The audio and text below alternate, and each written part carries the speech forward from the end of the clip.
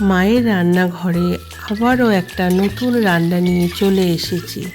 আজকের বানাবো আচারি করলা।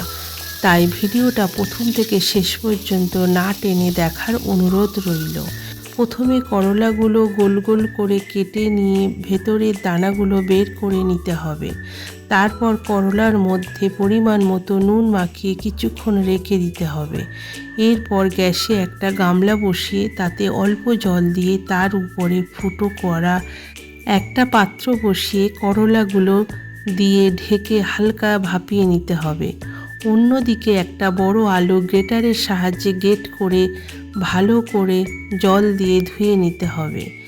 এবার গ্যাসে একটা প্যান বসিয়ে তাতে অল্প সর্ষের তেল দিয়ে কিছুটা রসুন দিয়ে হালকা নেড়ে নিতে হবে।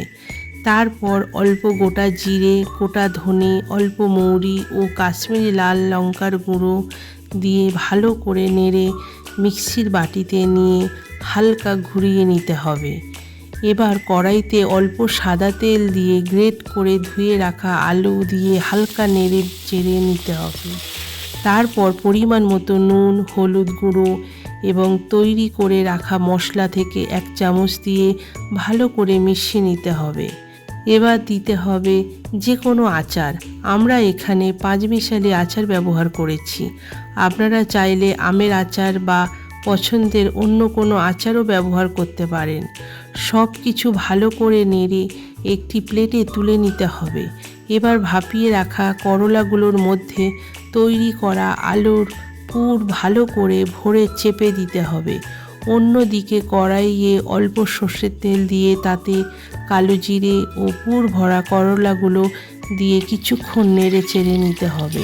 তারপর বেঁচে থাকা মশলাটা দিয়ে দিতে হবে এবং মিক্সির বাটি ধুয়ে সেই জল অল্প পরিমাণে কড়াইয়ে দিয়ে দিতে হবে।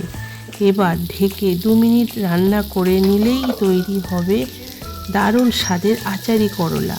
এই রেসিপিটি একবার হলেও বাড়িতে বানিয়ে দেখবেন। আশা করি আপনাদের খুব ভালো লাগবে।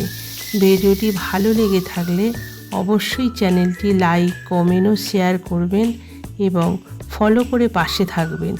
দেখা হচ্ছে খুব তাড়াতাড়ি নতুন একটি ভিডিওতে। সবাই ভালো থাকবেন, সুস্থ থাকবেন। ধন্যবাদ।